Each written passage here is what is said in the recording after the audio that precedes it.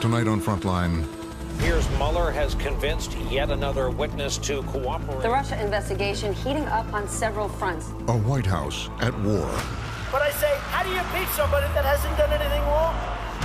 With itself. A stunning op-ed headlined, "I am a part of the resistance." Claiming to be a senior official in and Trump the Justice Department. Deputy Attorney General Rod Rosenstein talked about possibly invoking the 25th Amendment. Rosenstein has disputed and denied that report. If Democrats take control of the House, they are going to be a subpoena-generating machine. This White House is going to find itself playing permanent defense. Trump has been waging a deliberate war on the whole idea that there is such a thing as independent justice. All we hear about is this phony Russia witch hunt. That's all we hear. President Trump is escalating his assault on the investigators who are investigating him. He's attacking the very nature of the Department of Justice. The FBI, it is a disgrace. From Frontline's award-winning political team. Trump viewed the entire intelligence community and the FBI as enemies. A 2-hour special investigation. And the team Mueller has assembled may be the A-team of prosecutors for an entire generation. You should be afraid. You should be very afraid. Inside the turmoil. President Trump, the cloud, as he calls it, hangs over his entire presidency. That he doesn't really understand where it's going or what's coming next, and if it's coming for him. The politics. No collusion, no nothing. This president may feel empowered to move to either fire Bob Mueller, or fire Jeff Sessions, or fire Rod Rosenstein, or find some way to shut this investigation down. And the showdown with the 45th president. The way that the president can be removed, if that's the goal, is through impeachment and conviction by the Senate or through elections. And that's why it's the American people who are going to decide Trump's fate. Fireworks on Capitol Hill. Firestorm hovering over the White House. That's under siege. The stakes could not be higher. Tonight, Trump's showdown. By the news that Michael Cohen made extraordinary moment in American history.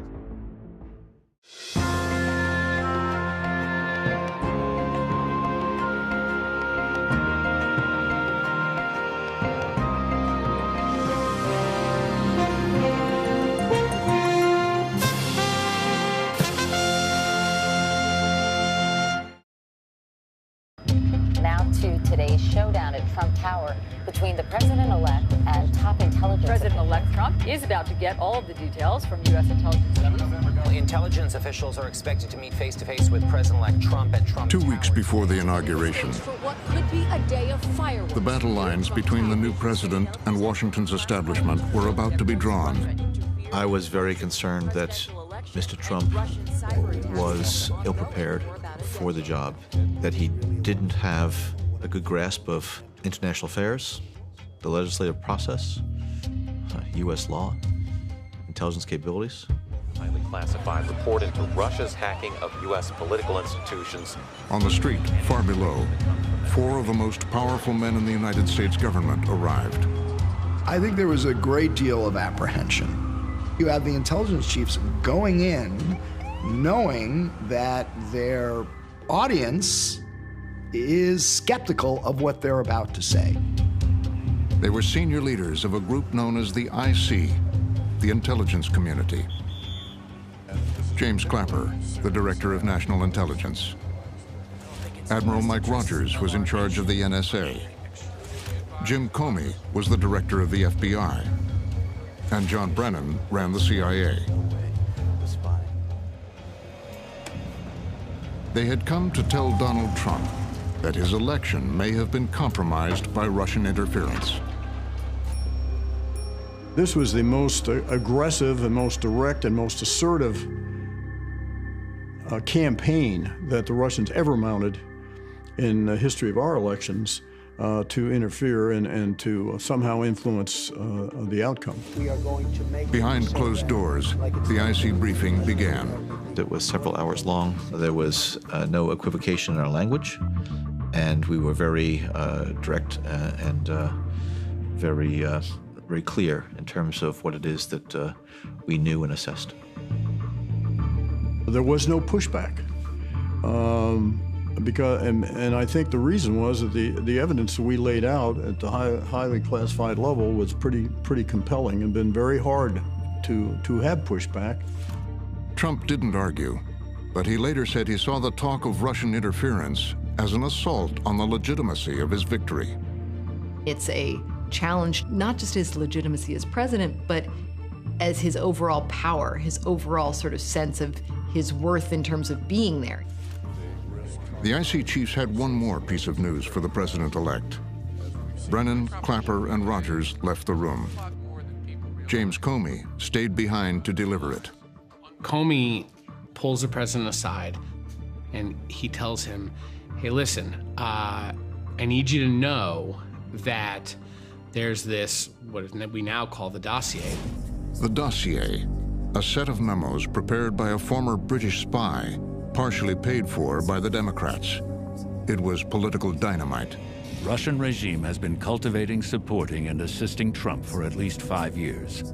It's full of things that may be able to allow the Russians to blackmail him. It has information about him involved in perverted sexual acts. To exploit Trump's personal obsessions and sexual perversion in order to obtain suitable compromising material on him. The salacious and unverified allegations involved Trump and a number of Russian prostitutes in a Moscow hotel suite. Whoa, not great. Not a great start to this relationship. And Comey worries about that. In fact, Comey had been warned to be careful not to appear to threaten Trump.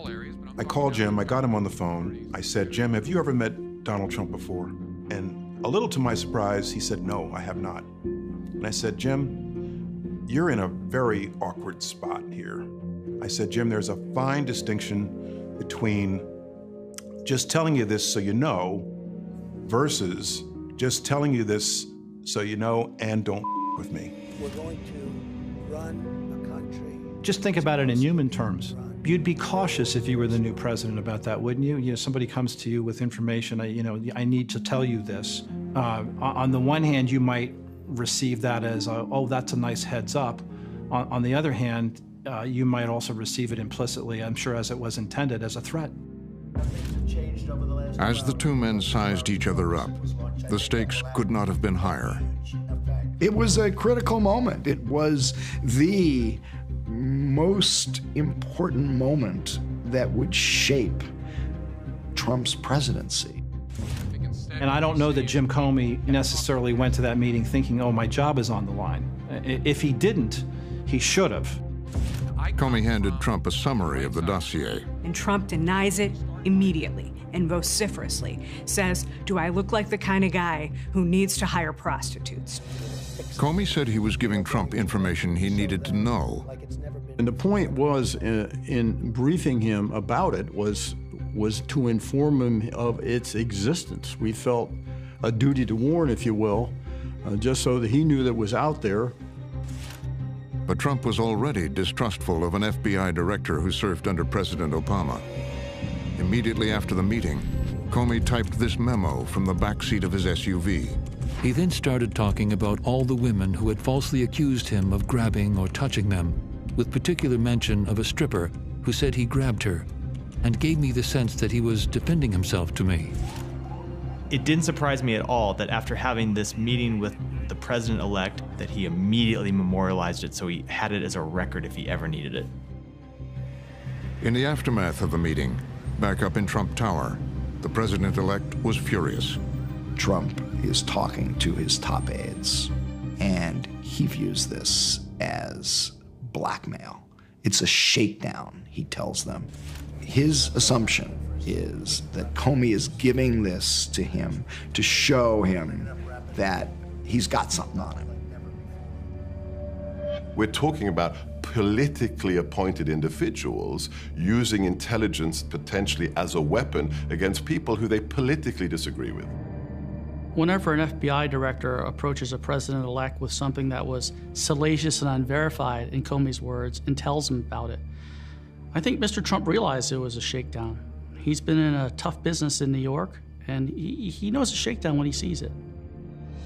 This is CNN Breaking News. CNN has learned that the nation's top intelligence officials provided information to President-elect Donald Trump. Trump feared the story would leak, and soon it did, on cable news. Russian operatives claim to have compromising personal and financial information about There's Mr. the Trump. controversial move by BuzzFeed last night, publishing a dossier sources. Before long, the entire dossier was on the web. But they have been detailed by numerous media outlets, including BuzzFeed, The New York Times, and CNN. The next day, Trump went before the cameras to fight back. I'd seen Trump a lot on the campaign trail, but I have to say I was surprised that he came out so vituperatively and so angrily. I think it was disgraceful that the intelligence agencies allowed any information that turned out to be so false and fake out. He expressed his frustration. He knows it's a setup. He knows it's a plot to destroy him and people around him. And that's something that Nazi Germany would have done and did do. I think it's a disgrace. Something the Gestapo would have done, Trump says. That information that was false and fake and never happened got released to the public. I mean, he now viewed the entire intelligence community and the FBI as enemies. Can you give us a question? Go ahead. It was also a declaration of war on the press. Not you. Can you give us a chance? Your organization You are is attacking terrible. our news organization. Your organization Can you give is us a terrible. chance Let's to go. ask a question, sir? Go ahead. Sir, can Quiet. you state, Quiet. Mr. President-elect, Go ahead. Can you state She's asking a question. Don't Mr. be rude. President-elect, can you give us a question? Don't be You're rude. attacking us. Can you give us a question? Don't be rude. Can you No, give I'm us not a gonna give you a question? que- I'm not going to give you a Can you question. Can you state categorically? You are fake news. Sir, Go ahead. can you state categorically that nobody... No, Mr. President-elect, that's not... Trump's combative strategy would come to define his first years in office. Sir, you did not answer. Sir, you did not answer whether any of your associates were in contact with the Russians. Sir, you did not answer. You did not answer whether any of your... It would lead to a showdown with a special counsel that now threatens his presidency. Trump's combative nature had developed decades earlier, when he learned his method for attack and confrontation from this man, notorious lawyer and fixer Roy Cohn. Trump was created by the politics of intimidation taught to him by his mentor, Roy Cohn, who really was his alter ego. He was his confidant. He was an ersatz father. He was the person who Trump went to with any kind of a problem. Cohn had become a national figure in the 1950s. The red hunting senator, Joseph McCarthy, attends a... During a different showdown in Washington. The scene is Washington and a Senate investigating subcommittee. Mr. Cohn, his friend and aide, was present with Senator McCarthy. The McCarthy hearings, an investigation to expose American communists. It was called a witch hunt. Recklessly, McCarthy ripped into the reputations of both friend and foe alike. Helping to run the show, Roy Cohn. Roy Cohn was known by anyone who understood anything about American history as being one of the architects of the most sinister period in American history. There is detailed testimony in that in the record, Mr. Chairman, of Levitsky's association, close personal association with Julius Rosenberg over a period of years. Cohn's tactics were to use any means possible to root out what he said were communists deep inside the government. They smeared people as communists. They made up charges. They ruined lives. In some cases, drove people to suicide. Many people lost their jobs. Cohn never felt guilty for any of it for a moment. It was sheer political and career expediency. After it all collapsed in shame and disgrace, Cohn returned to New York City, where his reputation as a ruthless attack dog and political fixer made him notorious. Roy Cohn had 20 years of being a really aggressive, no holds barred, go for the jugular, fight back. Anybody says something to you, throw it back at them guy. He was famous for that behavior. He was just what ambitious young Donald Trump was looking for. Trump hired him. The family and the Trump Organization and his father, Fred Trump, had been accused of racism in their housing practices. Trump's regular lawyers, the ordinary kinds of lawyers, tell him, settle it, just move on, do the right thing. And he asks Roy Cohn about it. Roy Cohn says, don't settle it. Fight, fight, fight. You gotta fight.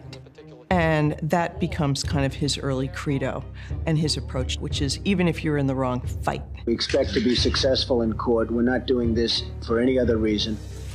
They countersued the U.S. government for $100 million. In court filings, Cohn compared the Department of Justice to the Nazis, alleging Gestapo-like tactics. In a pattern we can recognize from Trump's behavior to this day, attacking the accusers, attacking indeed the Justice Department as a way to sort of throw a smokescreen around the original crime. Cohn's suit against the Justice Department was thrown out. Trump forced to settle. They had lost. But in the press, Trump and Cohn declared victory. It was just like it didn't matter what the facts were. You know, this was a victory. We beat the government. It had nothing to do with reality. He's a counterpuncher.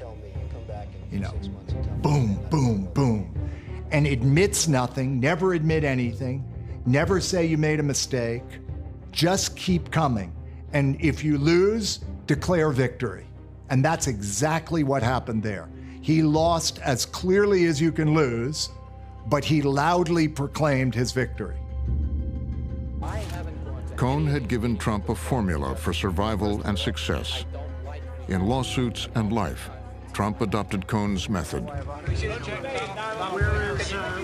Always be on the offensive. You can't say that I give up very easily. Through more than 4,000 lawsuits, win or lose, It was a unanimous vote, and we're very happy. Trump would rely on what Roy Cohn taught him. Not at all. We had a great victory. I'm happy as hell. Thank you very much. In the old days, the sport of kings and queens was horse racing. Now, it's litigation. And Donald Trump definitely plays that sport. And he plays it very well.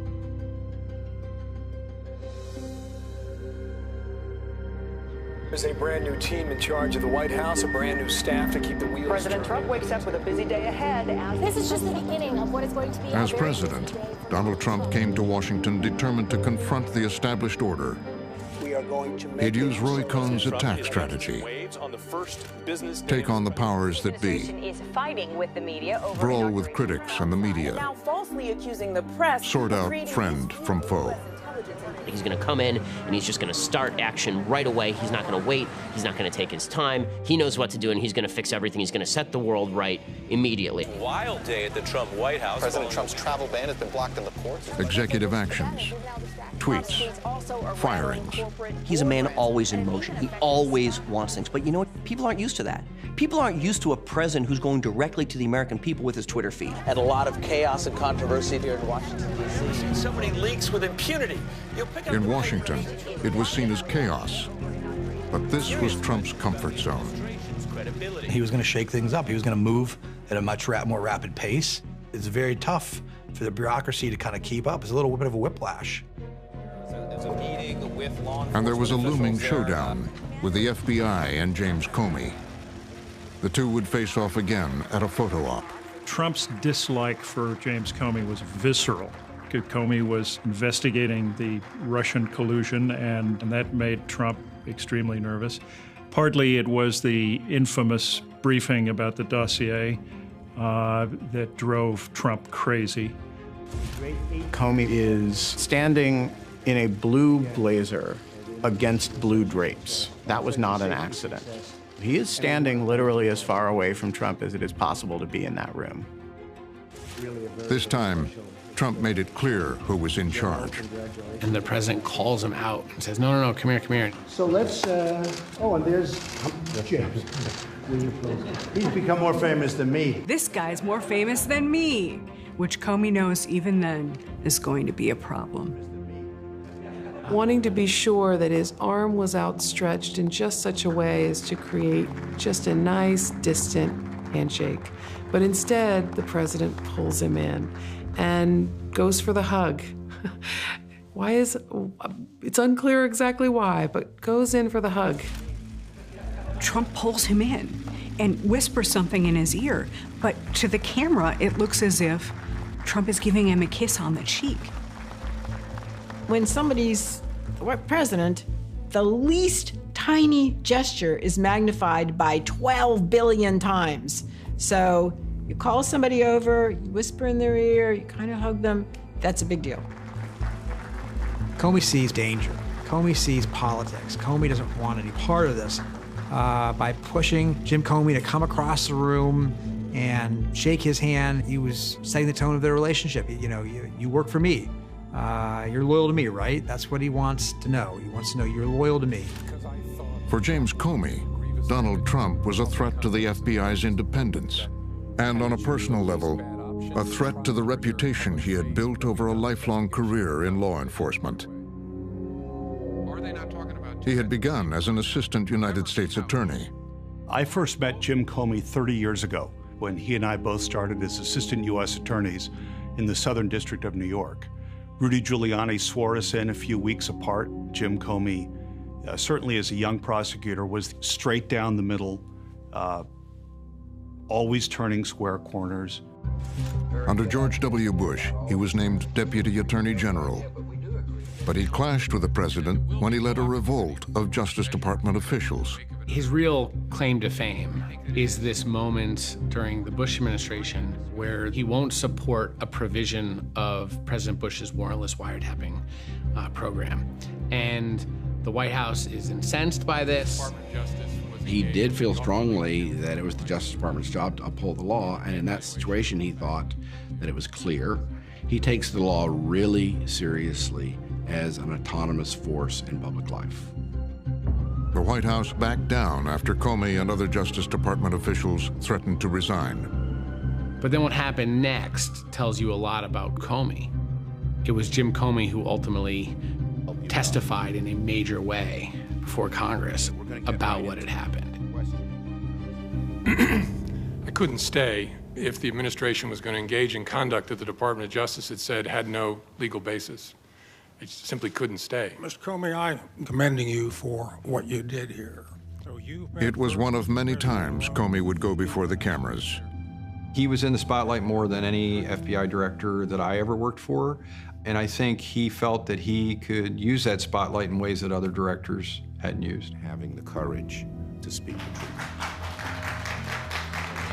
Yeah. Republicans who don't like Comey because of his dust-ups in the George W. Bush administration tend to call him Saint Jim, a guy in love with his own rectitude. Jim Comey is, by his own acknowledgement, has a very black and white view of the world with very little room for gray. Jim Comey's view of the world is that if he decides that it's the right thing to do, everybody else should agree with him. More breaking news now. Fox News can confirm that FBI Director James President Barack Obama named Comey FBI Director. And during the 2016 presidential campaign, Comey made himself the face of the FBI's investigation of Hillary Clinton's email server. They were extremely careless in their handling of very sensitive, highly classified information. Comey has been at the middle of this election and arguably is the person who most significantly influenced it other than the candidates themselves. There's a through line in Jim Comey's career, and that is this intense conviction that he is sometimes the only righteous person in any organization.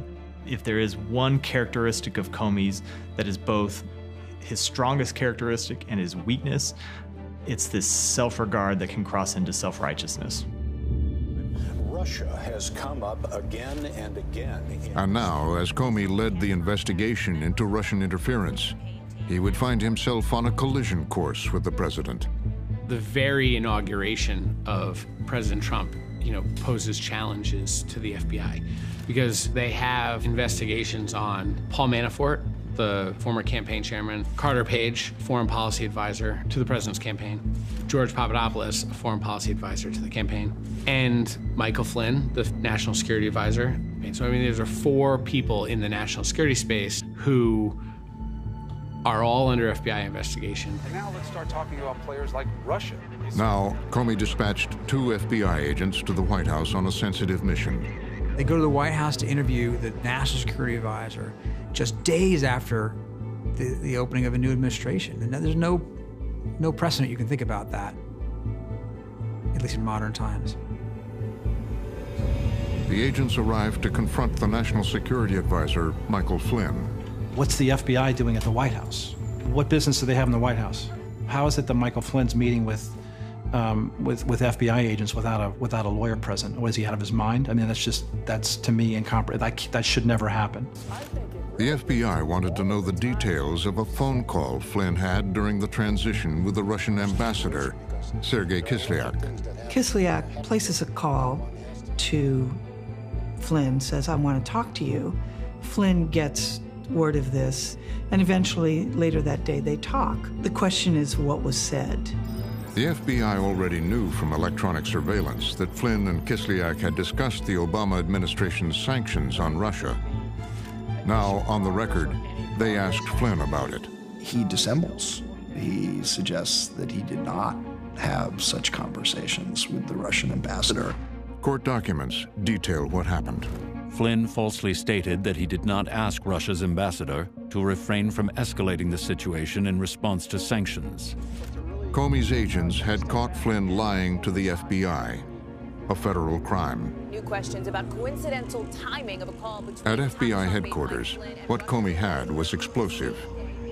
The evidence against Flynn was shared across the street with the Justice Department. Acting Attorney General Sally Yates was read in to Flynn's FBI interview. Sally Yates is a career Justice Department prosecutor, 27 years in the department, a tough cookie, but a genteel Southern woman. She's saying, we need to tell the White House. Flynn has lied. And the Russians know that those are lies. We need to mitigate the risk. Yates would head to the office of the new White House counsel, Don McGahn. Don McGahn is a kind of stalwart conservative lawyer, not someone who has a record of service within the Department of Justice, not someone who's been schooled in exactly these kinds of questions. Yates and her deputy, Mary McCord, told McGahn that Michael Flynn had been lying. I think that, for a person who'd been in the office for 6 days, it was surprising information to learn and just took a little bit of time to process. What the acting attorney general was saying to the White House counsel, you have someone working in this building, in this West Wing, who is compromised. They believed the information they gave McGahn would force the president to act. It's clear that Yates and McCord believe this is a very vulnerable situation for the White House, as well as for Mr. Flynn. And they presume that the White House would fire him. That same day, McGahn went to see the president. He told him that the highest levels of the Justice Department believed that Flynn had been lying. It was a warning that one of his most trusted advisors was in the crosshairs.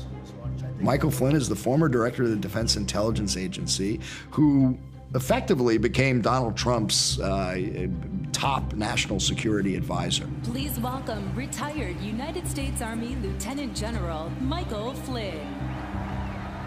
He became a very trusted and close confidant of not just President Trump, but President Trump's family. We do not need a reckless president who believes she is above the law.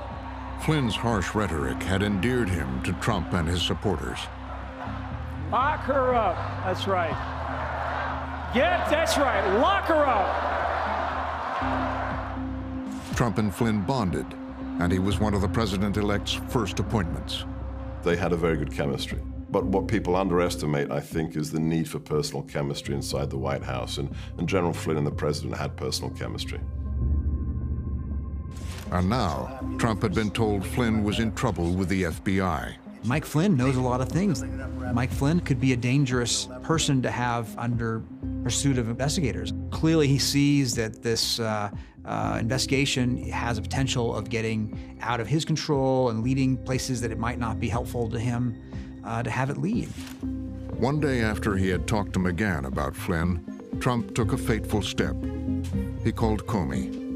Surprise call from the president. Want to come over for dinner, Jim? And Comey says, Yeah, sure, Mr. President. It's clearly not a coincidence that the president suddenly invited Comey over for dinner that night, right after McGahn was briefed about Mike Flynn's criminal jeopardy.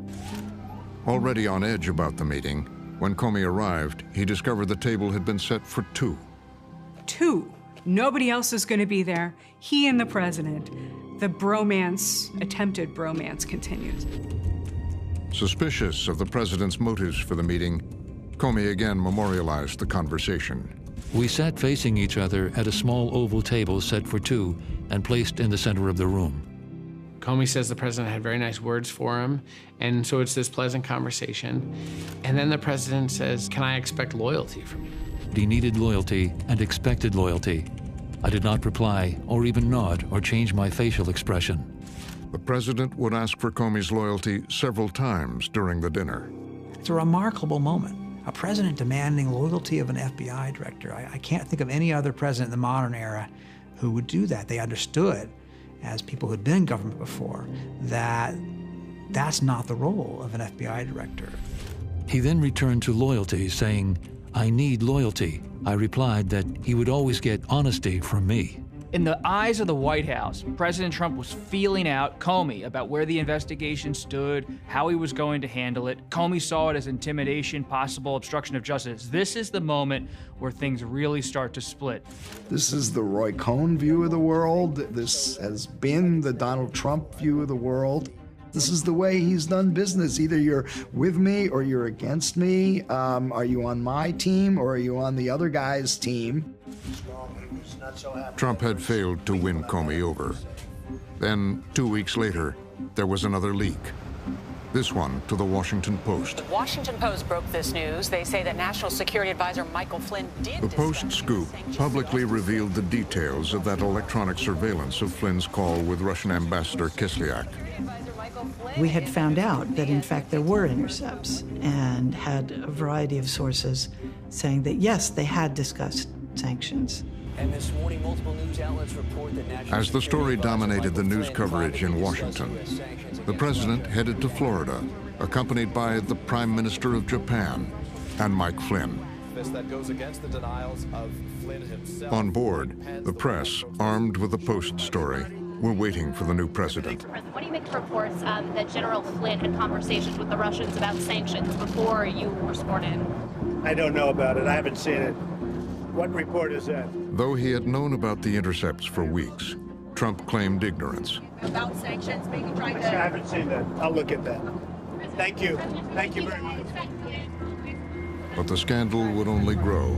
Former acting attorney general Sally Yates, quote, informed the Trump White House late last month that she... That meeting between acting attorney general Sally Yates and White House counsel Don McGahn had also leaked. She apparently told the White House that the national security advisor might be personally compromised and, again, vulnerable to Russian blackmail. When it comes out that they were warned that he was compromised and that he might have lied to the FBI, and they did nothing about it, that suddenly becomes a scandal that implicates not just Mike Flynn, but the White House chief of staff, the president, and anyone who knew about this warning and failed to take action. The full force of the Washington establishment was turned on Trump. He's up against a sort of Bermuda Triangle in Washington. You know, you've got the FBI, you've got the media, and you've got the sort of White House lawyers and the Justice Department all telling him that, look, this is just has to happen. Flynn has to go. For Trump, Washington was turning out to be a very different place than New York. The battlefield is littered with numerous people who have come out of New York and gone down to Washington to think that things are going to work down there just like they do in New York, and then they find out, much to their dismay, that's not how it is. Under pressure, Trump gave in. He could keep Flynn no longer. Job embattled National Security Advisor Michael Flynn has stepped down. Trump accepted Flynn's resignation. Shake-up for the Trump administration. Caps off a tumultuous first month in office. This marks the first major... Flynn was gone, but still in jeopardy from an active FBI investigation. Now the president took an extraordinary step. On Valentine's Day, 2017, there was a meeting in the Oval Office between the Attorney General and the Director of the FBI, Jim Comey. As the meeting ended, the president tried to empty the room. He wanted to speak to the FBI director alone. And Attorney General Jeff Sessions kind of lingers. And Comey thinks that's because Sessions knows the president should not be meeting alone with the FBI director. Comey was wary. As he had before, he would write notes of what happened. The AG lingered momentarily by my chair, but the president thanked him and said he wanted to meet with Jim. He repeated this at least one more time to usher people out. If you're Comey, you're sitting there and thinking, what is it the president needs to say to me that he can't say in front of the attorney general? Jim Comey's a longtime prosecutor, and right away, I suspect his antenna were going up and saying, this is evidence of a guilty mind right here, what he's about to ask me to do. So he finally gets the two of them, just the two of them in the room, and then proceeds to get to work on the Michael Flynn issue. He began by saying he wanted to talk about Mike Flynn. Saying, can you just kind of ease up on him? He's a really good guy. I hope you can let this go. I replied by saying, I agree he is a good guy, but said no more. Is the president asking the FBI director to stop looking at Russian interactions with the campaign? Is he trying to shut down a counterintelligence probe that began in July of 2016? Trump's talking to the director of the FBI about an ongoing investigation by the FBI. And at that point, he's really, from Comey's perspective, crossed the line. It's really in direct contravention of policies that have been in place ever since Watergate to not have that type of interference by the White House in investigations undertaken by the department or the Bureau.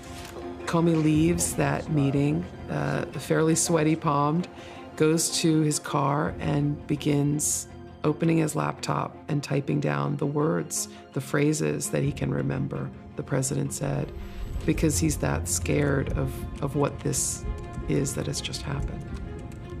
There's an old adage in the organization that if it happened and you didn't write it down, it didn't happen. And so I think that he was thinking at that time that, the president's at least walking himself down this trail to an investigation where he could become subject to investigation, and I need to be able to document what has happened. Once again, Comey and Trump were at odds.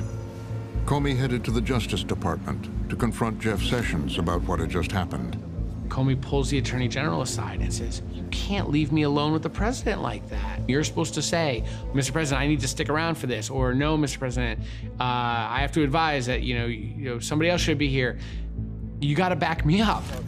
The job of the Attorney General is to insulate the FBI from inappropriate political interference. At that moment, Sessions realized that he did not do what was expected of him. And the question is, does he have the spine to do it? Sessions knew how things worked at the Justice Department. He had once been a United States attorney in Alabama, where he built a reputation as a rock-ribbed conservative. It formed the foundation of a run for the Senate. And if we undermine honesty, hard work, and discipline, then we'll undermine the strength of this nation. For Senate, Jeff Sessions. He served in the Senate for 20 years as a law and order conservative. I've been beat up by Jeff Sessions in Senate judiciary hearings and very pro-law enforcement. And, what you see with Jeff Sessions is what you get. It's very predictable, hardline, conservative. In 2016, Sessions decided to play a long shot. He would support Donald Trump. And if he won, many believed he'd become a prime candidate for Attorney General. And I want to just introduce you to him for a sec. Senator Jeff Sessions. He was invaluable to the campaign in helping to get President Trump elected. Wow, what a crowd this is. He was the first senator to endorse President Trump. He held a rally with him down in Alabama. And at the time, people didn't know if he'd be the president or not. At this time in American history, we need to make America great again. Because Sessions endorsed Trump, Trump didn't have to prove that he was a conservative. because Jeff Sessions is sort of the good housekeeping seal of approval for a lot of conservatives, particularly in the South, where Trump was very successful. I'm proud to have you with us. God bless. Trump appointed Sessions as Attorney General. But from almost the beginning, there was a problem. As two more Trump campaign officials face scrutiny over their contacts with Russia. Interactions between Russians and the Trump campaign were becoming public. And at his confirmation hearing, Sessions was asked about them.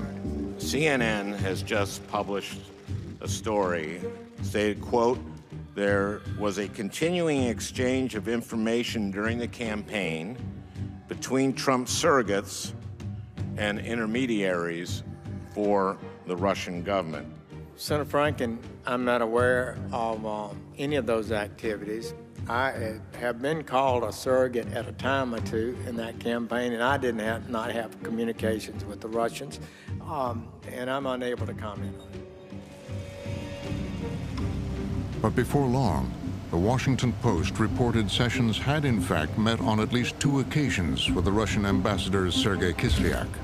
Senator Jeff Sessions spoke twice last year with Russia's ambassador to the United States, Justice Department officials said, encounters he did not disclose.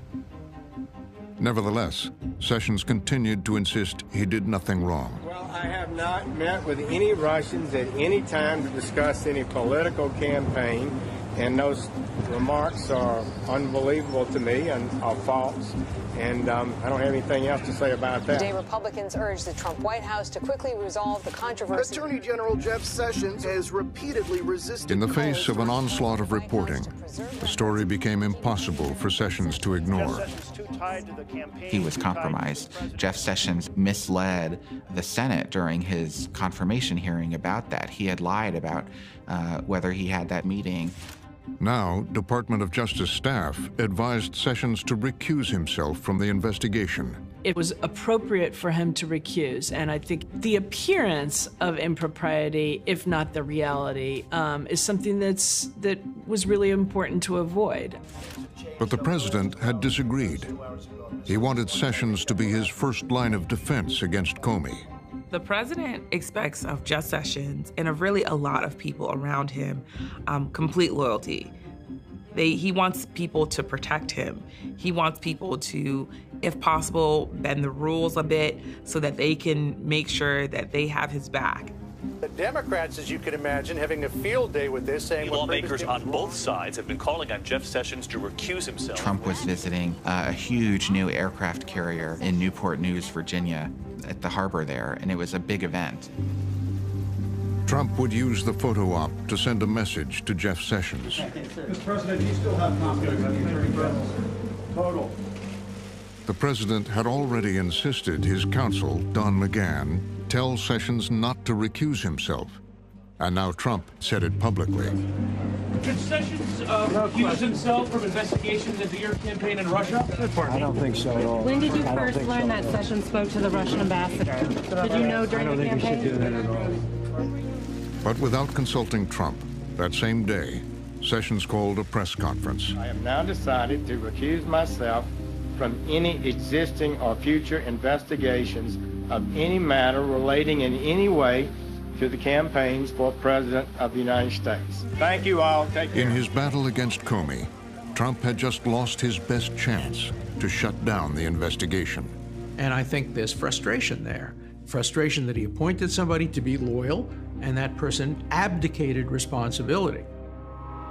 He's feeling the same thing that all presidents feel, just that they don't typically feel it within the first few weeks of an administration, and that is, I don't have as much power as I thought I had. For the first time, FBI Director James Comey will reveal. And now, Comey would go public in testimony before Congress. Another political drama set to unfold. James Comey will publicly answer questions. With Sessions on the sidelines, Comey was again in the spotlight. Right hand and tell you what he knows. It's all public on live television, no filter. He appeared in front of the House Intelligence Committee and on national television. The White House on the line. President Trump is heading into a high-stakes. Love him or hate him, Jim Comey is a remarkable communicator. And I'm sure that Mr. Trump watched a lot of that testimony, if not all of it. Mr. Chairman, Ranking Member Schiff, members of the committee, thank you for including me in today's hearing. I'm honored to be here representing the people of the FBI. I have been authorized by the Department of Justice. And he says, I have been authorized by the Department of Justice, to confirm. And it kind of all heads turn to the television in every newsroom in America. And we're saying, is Comey going to confirm on the record that they're investigating the Trump campaign? That the FBI, as part of our counterintelligence mission, is investigating the nature of any links between individuals associated with the Trump campaign and the Russian government, and whether there was any coordination between the campaign and Russia's. He confirms this in front of these lawmakers, and that's kind of a big moment. Suddenly we're off to the races. This is now, to Trump's mind, a direct and public threat to his presidency. I just want to make sure we get this on the record. Do you have any evidence that any current Trump White House or administration official coordinated with the Russian intelligence services? Not a question I can answer. That was the death knell, at least as we understand the president's thinking. Once he heard and saw that, because apparently he was watching, that was, at least in his mind, that was the end of Jim Comey. There is a big gray cloud that you've now put over people who have very important work to do to lead this country.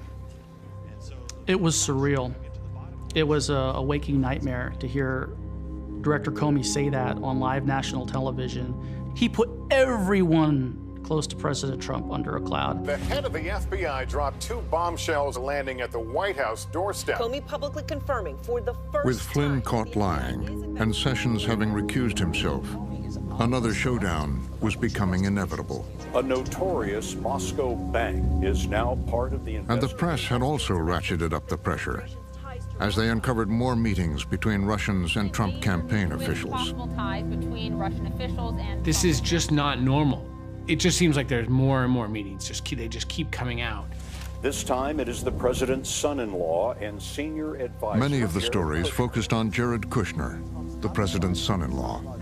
Kushner had met with a top Russian banker who was known to be close to President Putin during the transition. He had also had a conversation with Sergei Kislyak, the Russian ambassador, and there had been even this discussion about setting up a back-channel communication to Moscow. Now, Kushner was increasingly under scrutiny. Jared is learning that his actions, especially with Michael Flynn, his interactions with various Russians, is under investigation as well, and whether he's been honest about them and what was going on in those conversations. Kushner headline today and tonight. The scandal had now reached the president's family.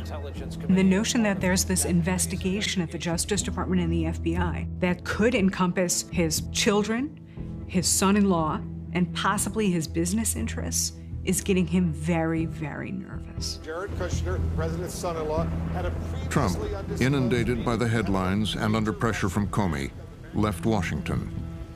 He headed for his country club in Bedminster, New Jersey. It's a sort of rainy weekend in Bedminster. So Donald Trump is supposed to be out golfing. He's stuck inside. He's in a sort of foul mood anyway. The president was frustrated. His family was frustrated. They felt like they were being swept into this riptide of an investigation, and they thought if they could just pluck Comey out, that maybe the investigation could end. Also, new whirlwind developments are reported in Bedminster on that rainy weekend, without any of his most senior staff members present, Donald Trump would make the most consequential decision of his first year in office. There is essentially no adult in the room, certainly no legal adult in the room who really has an understanding of what this is going to mean, not just politically, but legally. Trump decided he would get rid of Comey. Trump comes to the conclusion that I can't put up with this anymore. I'm going to fire Jim Comey. There's no consultation. There's just gut instinct and raw anger.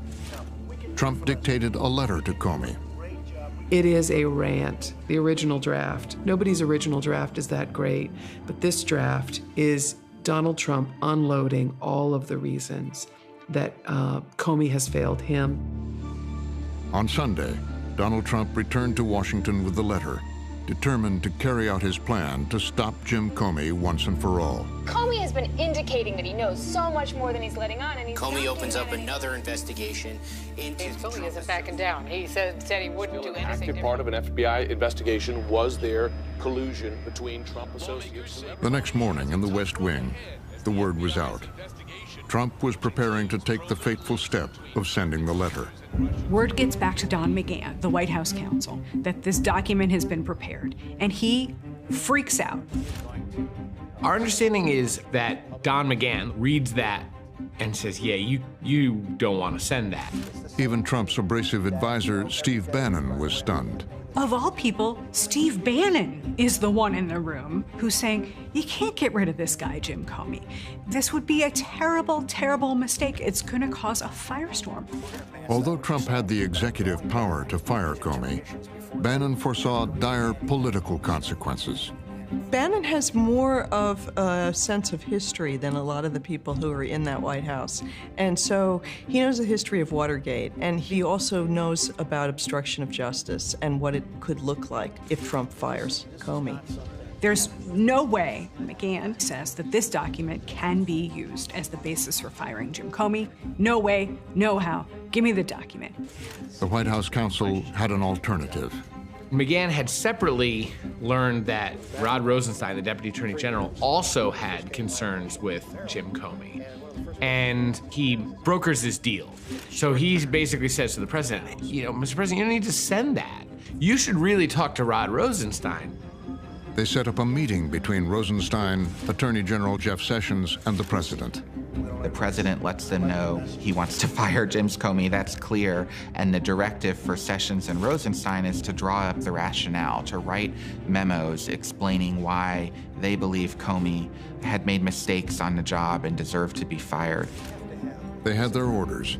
Rosenstein would do his part, a task that would place him at the epicenter of a historic decision.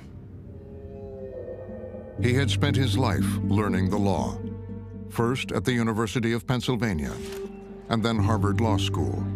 He's a lifelong Republican. He was a member of the Federalist Society, the conservative legal movement. With Ken Starr, Rosenstein was part of the independent counsel's investigation of Bill Clinton. Eventually, George W. Bush and Barack Obama made him United States Attorney. He has served in both Democratic and Republican administrations as the U.S. Attorney in the District of Maryland, and so enjoys, a bipartisan reputation that is and was well earned. So he's a professional. Now, Rosenstein would build a case against Jim Comey's handling of the FBI. Rod Rosenstein is a guy who served 27 years in the Justice Department, a Boy Scout. He looks like a Boy Scout, and he thinks that Comey has violated the Justice Department norms by talking too much about Hillary Clinton during the election. The president wanted the memo as soon as possible. It was a rush job. He delivered it the next day.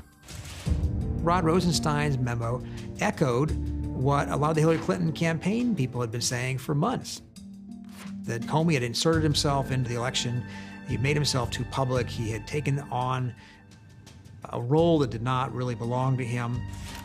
The director ignored another long-standing principle. We do not hold press conferences to release derogatory information about the subject of a declined criminal investigation. Trump doesn't care about what Comey did to hurt Hillary Clinton, but it becomes the excuse, or at least the initial excuse the White House uses to explain why they were firing the FBI director.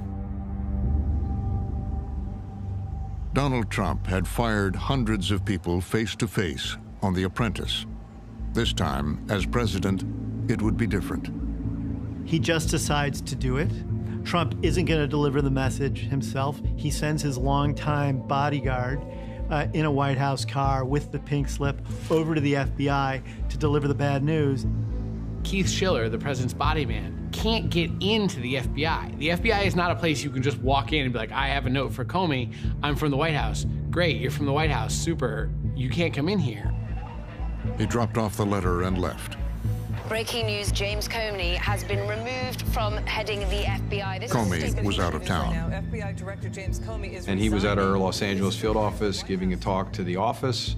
And, you know, behind them on the news, it said that Jim Comey was just fired by the President of the United States.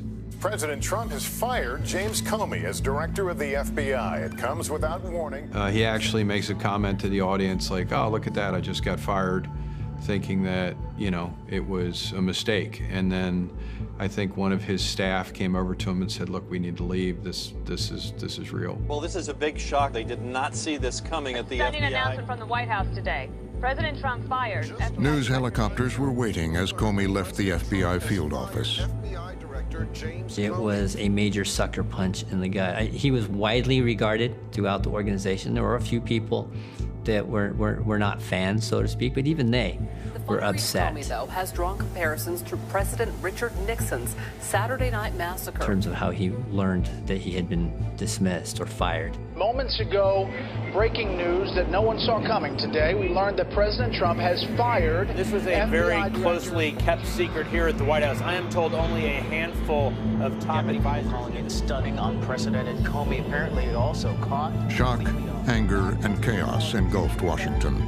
Amid mounting outrage on Capitol Hill, some lawmakers are questioning the country's very foundation. At the White House, they struggled to offer an explanation. Like the White House is not interested in getting to the bottom of this. The press office is suddenly thrust out there to explain a decision they had no part in, that they didn't know much about. Reporters who were trying to figure out what was going on. It was chaos. The Comey firing came without warning and stunned. By the time the White House hit the airwaves, the story the press office told was that Rosenstein's memo was the primary reason for the firing. Deputy Attorney General is a gentleman by the name of Rod Rosenstein. He made a determination that the FBI director had lost his confidence. The message from the White House is, we fired Comey because he botched the Hillary Clinton investigation, period. You know, to those who say, why now? Why fire James Comey now? What do you say? Well, I would point them to the 3 letters that were received today. Anderson, the letter by President Donald Trump, the letter by Attorney General Sessions, and really the underlying report by Deputy Attorney General Rod Rosenstein, who the FBI director reports to. All the people spinning on behalf of the White House told the press that the Comey firing was based on a memo from Rod Rosenstein, the Deputy Attorney General, which had to do with Comey's performance in the Hillary Clinton investigation. Well, the press wasn't buying that. Right, but a lot of most of this letter focuses on Hillary Clinton's emails. This is stuff that, as a candidate, Donald Trump praised James Comey for. This was sort of like a mind-bending situation, right? Because the president, who campaigned on like lock her up, is firing the FBI director and then pointing to these memos that say, well, you were unfair to Hillary Clinton. And so we're just trying to figure out, like, well, what is going on here? He took the recommendation of his Deputy Attorney General, who oversees the FBI directory. It does make sense. Anderson, I know that's a new talking point. It makes complete sense because he has lost confidence in the FBI director, and he took the recommendation. The White House said it was Deputy Attorney General Rod Rosenstein. At the Justice Department, Rosenstein was surprised he was receiving all the blame. White House says President Trump fired Comey because of Rosenstein's recommendation. Rod Rosenstein sees what's happening and that his reasons are being used as the pretext to justify the president's action. He was none too pleased once he saw that was happening. Rod Rosenstein is not particularly happy that the White House is pinning the blame on him. Rosenstein is blown away, and he actually calls Sessions and says, I am going to resign if you keep saying this, if the president keeps saying this. This memo by Rod Rosenstein, it's dated yesterday. So really, many questioning if Comey was fired because the White House feared. The next morning, on the president's go-to network, Fox News. You're fired. President Trump ousting the FBI director, James Comey. The news was all Comey all the time. Kevin Corke is live at our nation's Capitol with the details. The president would celebrate Comey's firing behind closed doors with 2 unlikely White House guests, Russian Foreign Minister Sergei Lavrov and Ambassador Sergei Kislyak. Just ahead of today's meeting with the Russian Foreign Minister, Sergei. That meeting. He is the highest-ranking Russian official. official that the president has met so far. In a way, it's like a play. You can't believe it really happened. But the president is essentially celebrating with the Russian diplomats. Well, one day after firing the man heading that probe into the Trump campaign ties to Russia, the president... No U.S.-based reporters, no American White House reporters are in the room. The Russians came in with a photographer from their state media agency, TASS, who took photos of this event, photos that were used to some effect in Russia as propaganda. Terrible optics. I mean, terrible optics that just... You couldn't have scripted it worse. Trump says, we're going to have a great relationship. There's this investigation. It's just become a total irritant for me. And he says, Jim Comey's firing lifted a great weight for me. The guy was a nut job. First the firing, now the fallout. Around Washington and the nation, the negative reaction to the Comey firing was gaining momentum. President Trump now facing outrage after firing Comey. It is hard To address the crisis, the president went on his old network for a one-on-one interview. This is NBC Nightly News with Lester Holt. Tonight, stunning revelations from President Trump in our NBC News exclusive interview. Tonight, our wide-ranging... Monday, you met with the Deputy Attorney General, Rod Rosenstein. Right. Did you ask for a recommendation? What I did is I was going to fire Comey. My decision. It was not... You had made the decision before they came in the room. I was going to fire Comey. It is a dramatic moment to see the president come out and not only completely undermine the case that his White House had been making, that as spurious a case and as transparent as a case it was, it still had been the official line. The president comes out and demolishes that case immediately. Well, you had already made the decision. I was going to fire regardless of recommendation. So there was I think there's a level on which President Trump doesn't want to be portrayed as just doing the bidding of some aides who write a memo. He's the decider, to coin a phrase. In fact, when I decided to just do it, I said to myself, I said, you know, this Russia thing with Trump and Russia is a made-up story. It's an excuse by the Democrats for having lost an election that they should have won. You know, the thing with Donald Trump is he often says what he believes, and if you just wait long enough, he'll tell you the truth. I mean, he'll say it. It is the interview that will likely dominate the interview backfired. The president's comments contradict the White It House triggered questions about whether Comey's firing was an attempt to obstruct justice by the president. Contradictions and confusion from the White House. President admitting Russia was on his mind.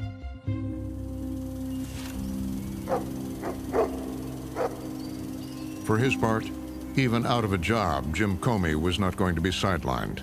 Jim Comey, who's now known for staying silent and in the face of controversy and unrest, begins to defend himself. This morning there is Comey decided to try to force the Justice Department to name a special counsel. He had those memos about his meetings with the president as evidence. Now, he engineered a leak to the New York Times. Breaking news at first reported by the New York Times, James Comey memo saying that Trump asked him to end the Flynn investigation. It was written after an Oval Office meeting that he had with the president back in February. And I refer to it as Jim's leak. Jim doesn't like to call it that, but it's neither here nor there. It was information that he had that he passed on to the New York Times. And yeah, I think that was the straw that broke the camel's back. Another cloud of controversy hangs over the Democrats are demanding a special prosecutor. Calls are growing louder from Jim Comey, who says that he's above politics, actually knows way more about political dynamics and the way Washington works than most people in this story. As Comey hoped, the call for a special counsel grew louder. The decision would fall to Rod Rosenstein. Rod Rosenstein watched his reputation get dragged through the mud for an entire week by people who he really respected. And he found there was only one way to undo the damage, and that was to appoint a special counsel. A special counsel, the most powerful investigative weapon the Justice Department wields. Rosenstein said, I need someone to not only stabilize the investigation, I need to stabilize the Department of Justice. It had been under siege from President Trump, from public scrutiny. He named one of the nation's legendary prosecutors, former FBI Director Robert Mueller, to be the special counsel. And in Mueller, you have the ultimate presence who's discreet, but also experienced to come in and be that person. We begin with breaking news. The White House in crisis. The Justice Department appointed a special counsel to This is a guy who has no problem with holding people accountable, being direct and driven to get the answer. He's going to do it right, you know, in accordance with the rule of law. That's all that matters. If you're in the West Wing and Bob Mueller's on your trail, should you be worried? You should be afraid. You should be very afraid. Justice Department tonight naming special counsel to take over the investigation into Russia collusion probe is more conflicted. Could expand the probe. At the White House, the president happened to be meeting with Attorney General Sessions when Rosenstein called to announce Mueller's appointment. President Trump doesn't like to get bad news, and this was bad news. It was more than bad news, it was terrible news. And now you see him really unleash all his anger on Jeff Sessions and plainly tells Jeff Sessions that you are the reason why all of this is happening. Trump was furious and took it out on Sessions and humiliated him. Trump obviously felt himself endangered by a special counsel and lost his temper. Trump's law is loyalty to him and what he wants to do. As he's famously said, "Where is my Roy Cohn?" And there are things that Jeff Sessions apparently won't do for Donald Trump, and Donald Trump won't forgive him for that. Sessions had had enough of the president's anger. Sessions just ends up bolting out of the White House, rushing out to his car. He said, "If you want me to quit, I'm going to quit." He's resigning as Attorney General. He's distraught, and he's had it. He's at the end of his rope. He's been insulted by Trump. He's decided that that's it. In the West Wing, all hell broke loose. Don McGahn, the legal counsel, bursts into Reince Priebus's office and says, "We've got trouble. Not only do we have a special counsel appointed, but Jeff Sessions has just resigned." Priebus says, "You're kidding me." Priebus goes running down the staircase into the West Wing parking lot. Finds Sessions in his car preparing to leave, and he bangs on the door. "You got to come out. You got to come back in. You can't leave this way. It can't just blow up like this." And Priebus essentially almost has to drag him back up into the West Wing, where Vice President Pence and Steve Bannon then come in and join Priebus and talk Sessions off the ledge.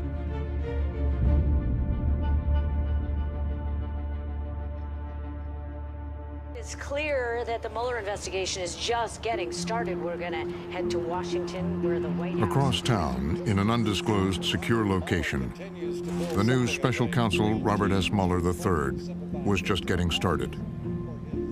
When you become a special prosecutor, they give you a piece of paper with a mandate.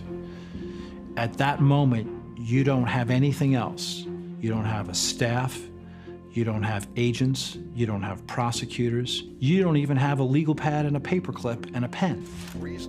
What Robert Mueller did have was a lifetime of preparation for this moment.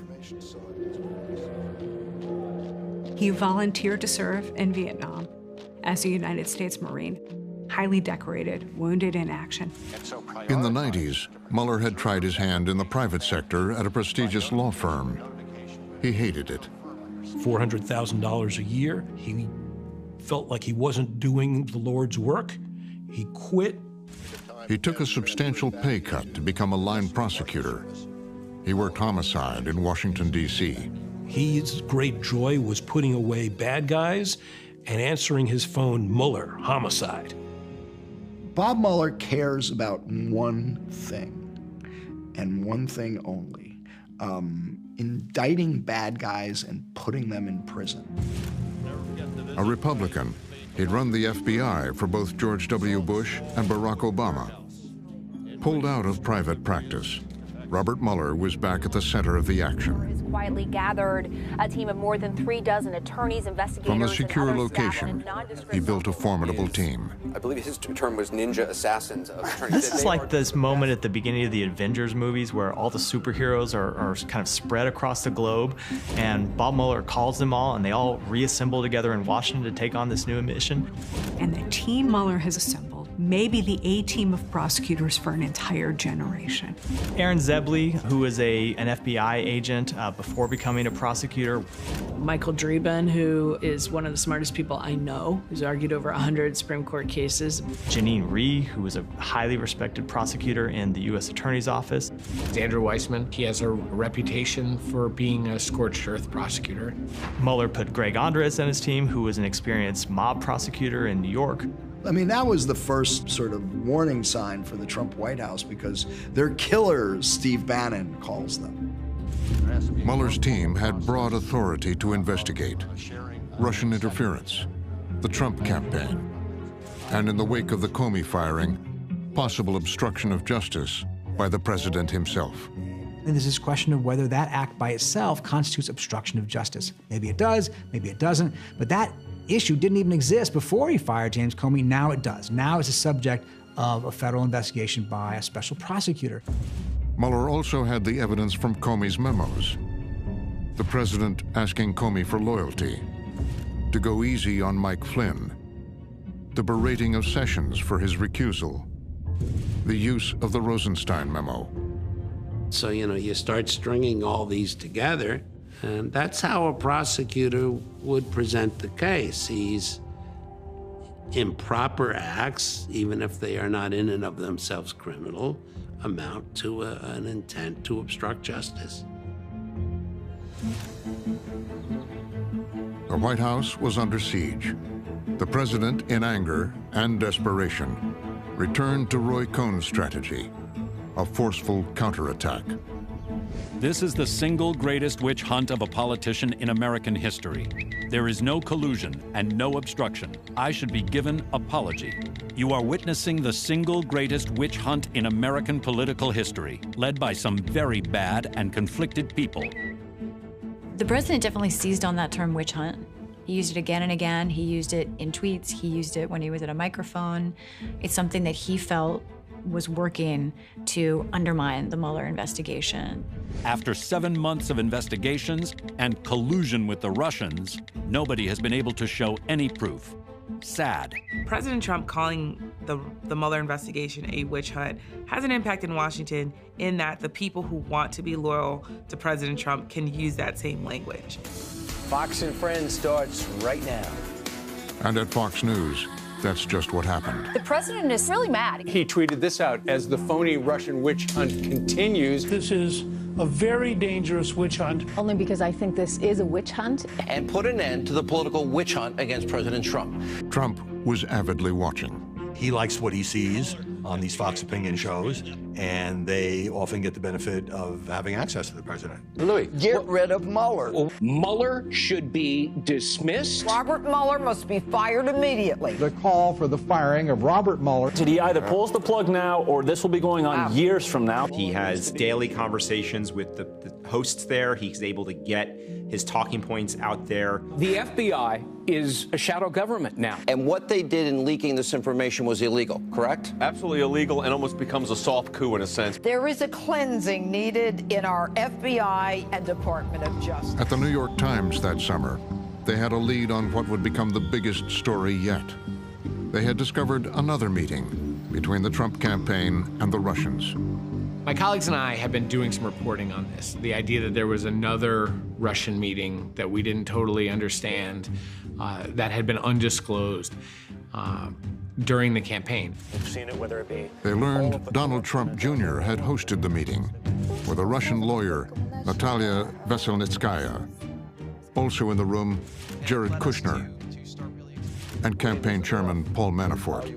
The president gears up for what could be his most important. The newspaper wanted a comment from the White House. But that week, the president was in Hamburg, Germany for the G20 summit and his first meeting with Vladimir Putin. This is a big distraction on the sidelines of the summit as the White House officials try to figure out how to respond to this inquiry from the New York Times. The White House says, we want to be helpful. We want to engage on this. Just give us some time. After the summit, the president himself took control of handling the New York Times. My phone rings, and it's the Air Force One operator. Can you please hold? And I know we were supposed to have a call. I know we're late. Can you just give us a little more time? We're working on this. And of course, we now know that at the front of Air Force One, Hope Hicks and President Trump are kind of working on this statement. He is at the center of it and driving it. And you have the president physically dictating a message that he's gonna put in the name of his son, Donald Trump Jr. The lawyers for the president are losing their minds. They are not on Air Force One. They are not in Germany, but they are hearing secondhand that a statement is about to be issued to the New York Times. To write a statement that's just amateur hour. But in fairness to these lawyers, they couldn't control their client. They still can't control their client. White House responds to a report in the New York Times that claims Donald Trump Jr. Trump's statement, written for his son, said the meeting was about adoption of Russian orphans. It was a short introductory meeting. I asked Jared and Paul to stop by. We primarily discussed a program about the adoption of Russian children. But there was a reason for the meeting that the president's statement did not mention. Last night, the New York Times published details about a meeting during the campaign involving a Kremlin-linked lawyer. As the president returned to Washington, it didn't take long for the truth to come out. Explosive news about President Trump and Russia. It involves Donald Trump Jr. breaking in the last... It only takes about 24 hours for that statement to completely blow up. A potential bombshell from the president's own son, Donald Trump. In the days that followed, the New York Times discovered a series of emails setting up the meeting. Another day, another installment in the Russian election. The next day we reported that what had actually happened is that Don Jr. had been promised dirt on Hillary Clinton by this Russian lawyer. The Crown Prosecutor of Russia offered to provide the Trump campaign with some official documents and information that would incriminate Hillary and her dealings with Russia and would be very useful to your father. In the email setting up the meeting, Don Jr. was told that this meeting was part of the Russian government's efforts to support now President Trump. This is obviously very high-level and sensitive information, but is part of Russia and its government support for Mr. Trump. I remember saying, oh my God, it says it in an email. This is part of the Russian government's efforts to support Donald Trump. We're talking about top aides in the middle of the campaign. We're talking about Jared Kushner, Paul Manafort, Donald Trump Jr., sitting down with a Russian woman who has told them that she's going to give them some sort of information on Hillary Clinton. It's a crystal clear reason why they're there. What does Don Jr. write back in an email? If it's what you say, I love it. I love it, especially later in the summer. Coming on top of everything else that had come out about all these Russian contacts with the campaign, the Trump Tower email trail was incredibly damning. There's no ambiguity about this. This is there in black and white. And whatever they actually talked about in the meeting, the advertised intent of the meeting was collusion. For his part, the president would downplay the importance of the meeting. Nothing happened from the meeting. Zero happened from the meeting. And honestly, I think the press made a very big deal over something that really a lot of people would do. Now we've got another email. An email But that special counsel Robert Mueller was paying close attention. The question, was there anything illegal about the meeting or the misleading statement? The president's lawyers, they're intensely concerned that the president has essentially now added to an obstruction case. Mueller would look into the writing of that statement on Air Force One. If the president's up there and he's deliberately crafting a lie to cover the purpose of the meeting, is that another step in the obstruction investigation? Is it also another step in terms of the conspiracy/collusion investigation? It shows that the Trump team was willing to engage with the Russians. What is it that special counsel Robert Mueller knows? Trump and his family were increasingly in jeopardy. He blamed his attorney general. Over the summer, The role Jeff Sessions has played or refused to play by recusing himself from overseeing this investigation increasingly grates on Donald Trump. It's like the pebble in his shoe, the original sin of the Russia investigation from his point of view. The president decided to provoke a confrontation with Sessions. He invited 3 reporters into the Oval Office to send Sessions a message on the front page of the New York Times. Maggie Haberman, Mike Schmidt, and I go in to interview President Trump, and suddenly, without any notice, really, he starts really trashing Jeff Sessions. He should have never recused himself. And if he was going to recuse himself, he should have told me before he took the job, and I would have picked somebody else. We had reported in the past that he was unhappy with Sessions, but we hadn't heard him say that out loud in a public way like that. He was absorbed by it, he was dwelling on it, and he wanted to get this message out. It's extremely unfair, and that's a mild word, to the president. He was telling the world that he didn't have confidence in his own attorney general, and it was remarkable. And in case Sessions didn't get the message it was time for him to leave, on Twitter, the president ramped up the attack. Attorney General Jeff Sessions has taken a very weak position on Hillary Clinton crimes. Why didn't AG Sessions replace acting FBI Director Andrew McCabe, a Comey friend? So why aren't the committees and investigators, and of course our beleaguered AG, looking into crooked Hillary's crimes and Russia relations? In attacking Jeff Sessions, he's attacking the very nature of the Attorney General's role, and he's attacking the very nature of the Department of Justice. But on Capitol Hill, where Sessions served in the Senate for 20 years, he had powerful allies prepared to fight back against the president. So when Donald Trump signaled that he wanted to get rid of Jeff Sessions, his allies, Jeff Sessions' allies in the Senate, stood up for him, actually very strongly, in a way that they had not stood up to the president on other issues. Mitch McConnell, the majority leader, and Chuck Grassley, the Judiciary Committee chairman, make very clear they stand by Sessions. Whatever you may think of Sessions, he had a lot of support in Congress. And Trump ultimately realized that he probably would not be able to have a replacement confirmed if he actually went ahead and got rid of Sessions. The president was stuck. Sessions wasn't going anywhere.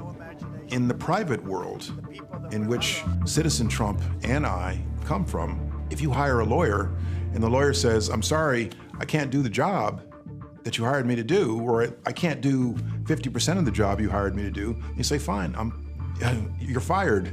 I'll go find somebody else."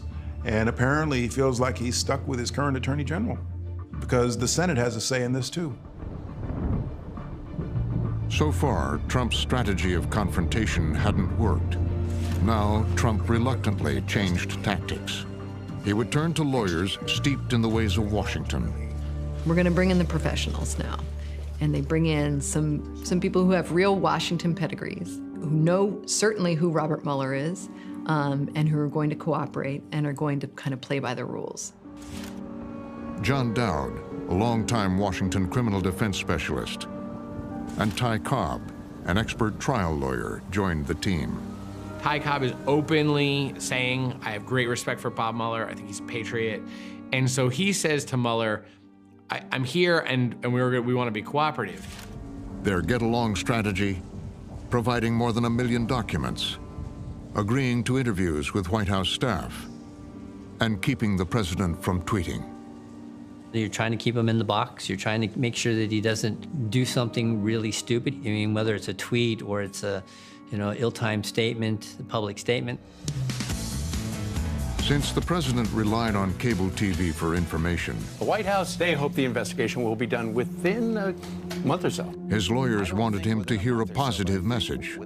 They expect the probe to be over soon. His lawyers are telling him that, in the words in the story, there's a light at the end of the tunnel. This investigation's coming into an end soon. They're trying to keep him calm. They're trying to keep him not only from tweeting. In Washington, they said Cobb was speaking to an audience of one. There's no reason for it not to conclude soon. What is soon? Well, soon to me would be within the next, 4 to 6 weeks.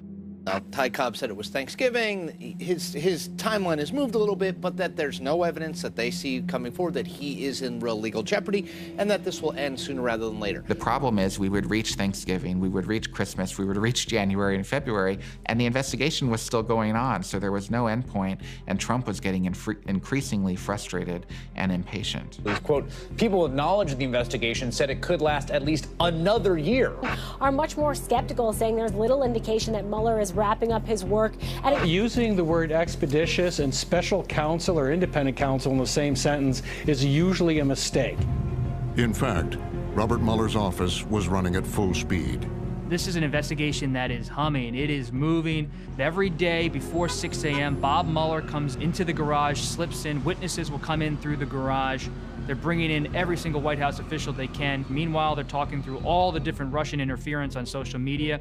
This is a sprawling, active investigation. Now there's this new reporting from the Wall Street Journal reporting that Special Counsel Robert Mueller's Some of Mueller's investigation was finally going public. Special Counsel Robert Mueller has issued subpoenas. Trump campaign foreign policy aide George Papadopoulos pled guilty to lying about Russian contacts. We learned that former Trump aide George Papadopoulos has pleaded guilty to making false statements. Trump's campaign chairman Paul Manafort and his deputy Rick Gates were indicted on numerous charges ranging from conspiracy to money laundering. Reporting that Manafort and his former business associate Rick Gates were told to surrender to federal authorities this morning. Mike Flynn pled guilty to that charge of lying to the FBI. White House National Security Advisor Michael Flynn has pleaded guilty The to get-along strategy had failed. Robert Mueller is now issuing his first. He eventually just came to the conclusion that I made a mistake. I should have come out fighting, given in to my own instincts from the very beginning.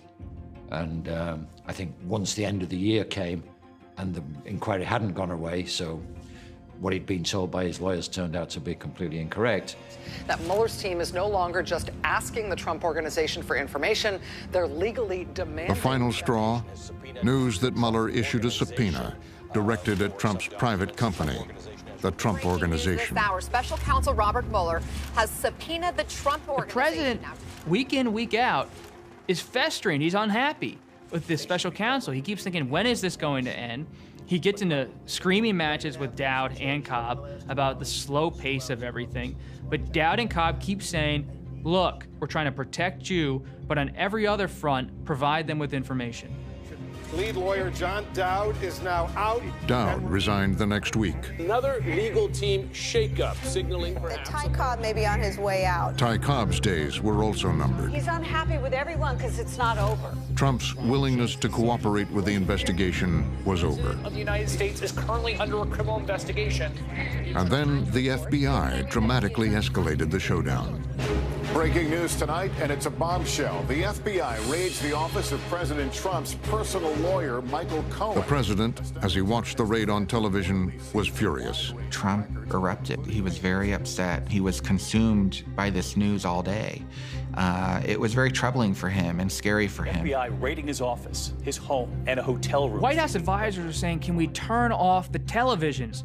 All the president is doing, they say, is getting himself agitated. Click over to Fox. This is a Fox News alert. There's some breaking news today on... He watches CNN. As the FBI raids the office of President Trump's personal lawyer. You go to MSNBC. New York Times breaking the news in the last few minutes that the FBI has raided. He'll go back to CNN. Also seized emails, tax documents, and business records. And he'll just keep seeing those two words on the Chiron, Michael Cohen, and it sends him into a rage. The no-knock raids by FBI agents were the result of a referral by Special Counsel Robert Mueller. To the president, it was a personal assault from the FBI, the Department of Justice, and Robert Mueller.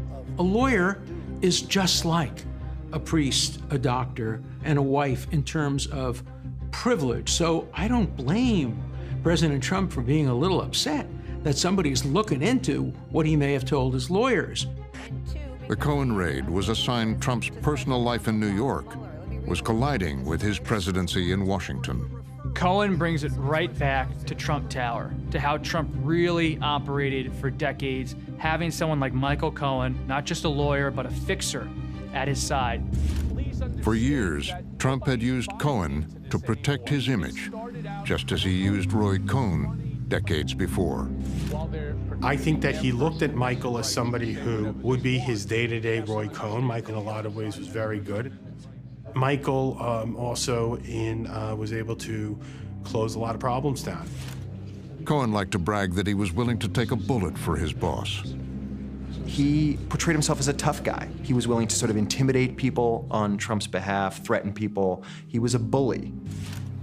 Cohen shielded Trump from bad press. One method, blunt threats to journalists. Mark my words for it. I will make sure that you and I meet one day while we're in the courthouse, and I will take you for every penny you still don't have. The call was to reporter Tim Mack at the Daily Beast. So I'm warning you, tread very lightly, because what I'm going to do to you is going to be disgusting. Do you understand me?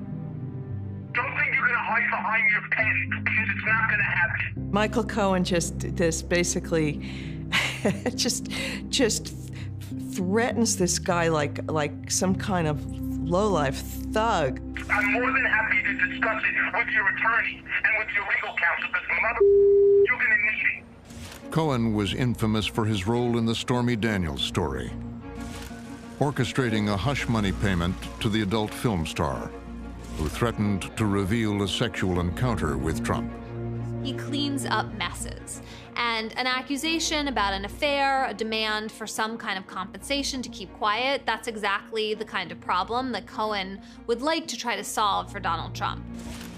Michael is very good at killing stories. He's gotten Trump out of a lot of issues, I would say, and that was his job, and he's done a good job out of it. Now Cohen was the target of a federal investigation, one which could expose the work he did for the president. There is a ton that he could tell prosecutors. A very real possibility that he's going to cooperate. Reportedly is connected to the Stormy Daniels story. CNN The day of the Cohen raid, the White House insisted it was business as usual. They invited the press into a national security meeting. But Trump wanted to go on the attack. Come on in, folks. Come in. So I just heard that they broke into the office of one of my personal attorneys. Good man, and it's a disgraceful situation. It's a total witch hunt. The president is so enraged and obsessed with what's just happened that he can't keep himself from talking about it. At a public briefing, he repeatedly uses the words disgrace, a disgrace. And it's a disgrace. It's frankly a real disgrace. It's an attack on our country in a true sense. Something clearly happens with the president after Michael Cohen comes under scrutiny from the Department of Justice. The president views that very much as a threat to him. These people have the biggest conflicts of interest I've ever seen, and I have this witch hunt constantly going on for over 12 months now. The investigation of Michael Cohen has to feel to the president like an arrow pointed directly at his chest.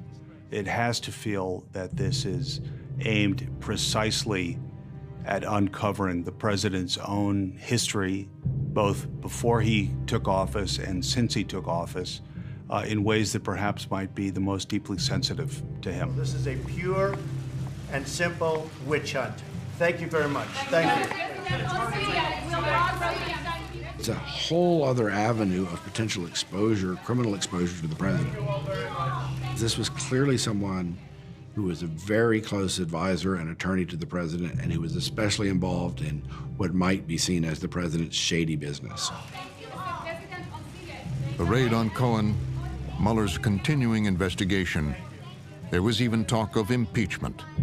The president was determined to escalate, bring in a very different kind of lawyer. The president has done nothing wrong. Read my lips, nothing wrong. He hires Rudy Giuliani, and he really hires a pit bull. He hires someone who is really going to be launching an offensive strategy. There's been too much government misconduct. The crimes now have all been committed by the government and their agents. Trump wants to be in warrior mode. Giuliani agrees. It goes from a private negotiation to a public war, and that's a turning point. Trump and Giuliani initiated an unfettered attack against Mueller's investigation and any move toward impeachment. Rudy Giuliani, who's going to change the strategy. He said, let's really make this into a political confrontation. Let's make it into a blue-red debate and conflict. So our jury is as it should be, is the American people. And the American people, yes, are Republicans, largely, okay. Independents, pretty substantially, and even some Democrats now question the legitimacy of it. What Giuliani is saying is impeachment will never get off the ground unless the public is behind it. This is a Fox News alert. President Trump is getting set to leave the White House. In order to protect himself, the president worked to undermine public confidence in the Justice Department and the FBI. Campaign rally-style speech. One thing we know about this president, he doesn't care about collateral damage. And he doesn't care about collateral damage on his associates. And he doesn't care about collateral damage on American institutions. And so the stakes could not be higher. In a campaign-style rally, a defiant Trump back in his happy place tonight in front. It was full-on Roy Cohn. Personal attacks. I did you a great favor when I fired this guy. I tell you, I did you a great favor. At campaign-style rallies. Because when you look at what was going on at the top of the FBI, it is a disgrace, and everybody in this room understands it. Incendiary language about the press. These are very dishonest people, many of them. They are very, very dishonest people. Fake news, very dishonest. A barrage of tweets. FBI texts have revealed anti-Trump bias at Fox News. Big news, but the fake news doesn't want to cover. He has become his own Roy Cohn. He is the attack machine. He's the one who'll cut your knees out from under you if you get in the way. Was there a conspiracy in the Obama Department of Justice and the FBI to prevent Donald Trump from becoming president of the U.S.? He doesn't need a Roy Cohn because he is Roy Cohn. It would seem very hard to obstruct justice for a crime that never happened. Witch hunt. I have the absolute right to pardon myself.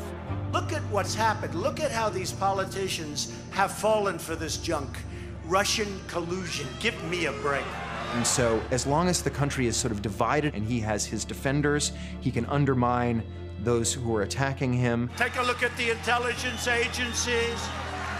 Honestly, folks, let me tell you, it's a disgrace. We got to get back down to business. It's a disgrace. It's basically a kind of divide and conquer kind of strategy. If we can stay in this kind of divided state, there will never be enough consensus behind the idea of impeachment to actually drive it forward. Top story we're watching this morning, FBI agent Peter Strzok set to testify. Will defend himself against allegations of bias in a public hearing. On Capitol Hill, House Republicans rallied behind the president and joined in his attack strategy.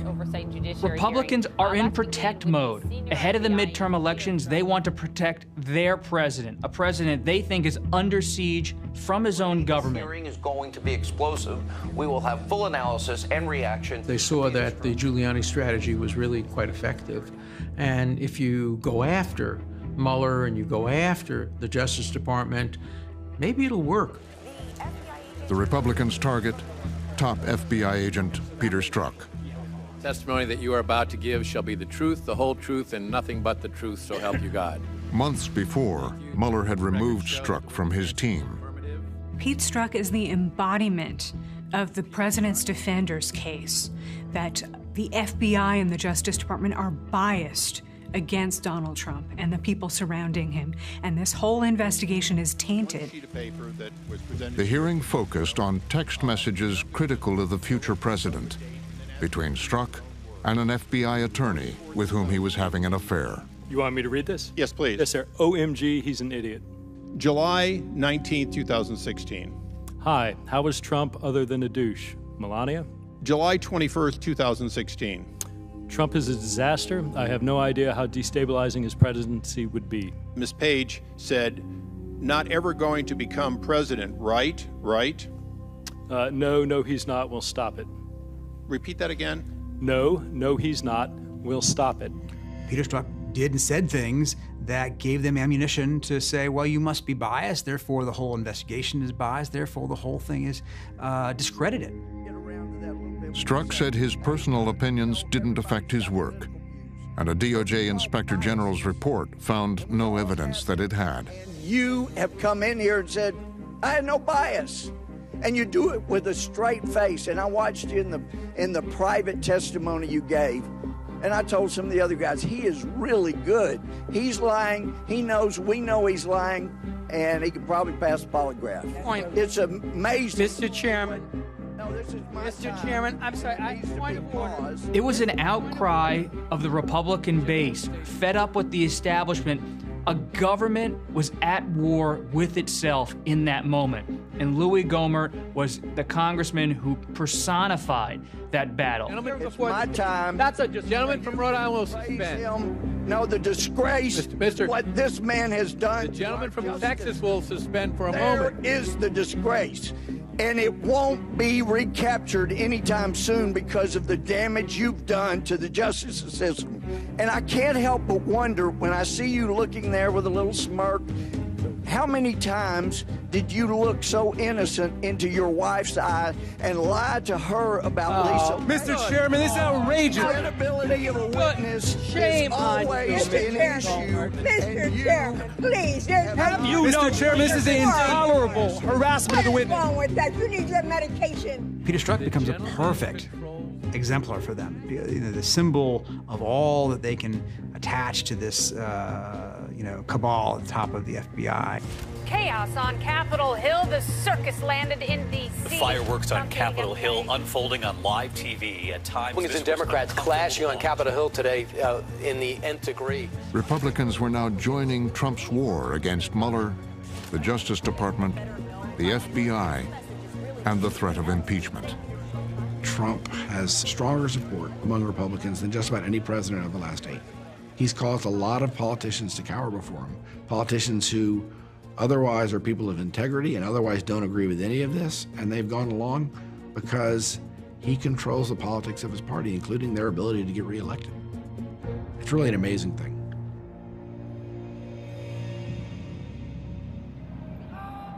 President Trump is kicking off his week-long trip to Europe. It's Mr. Trump's first visit as president. He has the day after the Strzok hearing, Donald Trump made his first presidential visit to the United Kingdom. Trump also meeting with the Queen of England as the highlight of any president's visit to Just then, the United Kingdom. Reporters at the Justice Department were told a surprise announcement was coming. We were sitting in the 7th floor of the Justice Department waiting for this news conference to begin. The mood in that room was very tense. There was a lot of excitement. People were wondering what would happen.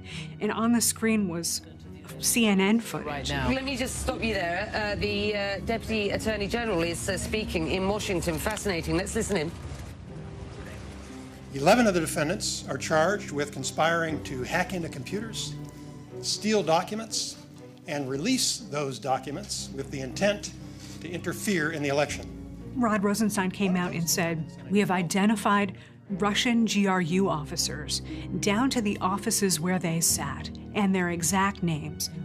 According to the allegations in it was the a indictment, remarkable moment. The defendants worked for 2 units of the main intelligence directorate of the Russian General Staff, known as the GRU. I can't remember a split-screen moment quite like this. You have on one side the President of the United States visiting the Queen of England, and on the other side of the screen is Rod Rosenstein. A movie maker couldn't have scripted this more extraordinary. A nearly 30-page indictment laid out the details of the Russian hacking of the 2016 election. In granular detail. Unit 74455 was located at 22 Kirova Street, Khimki, Moscow.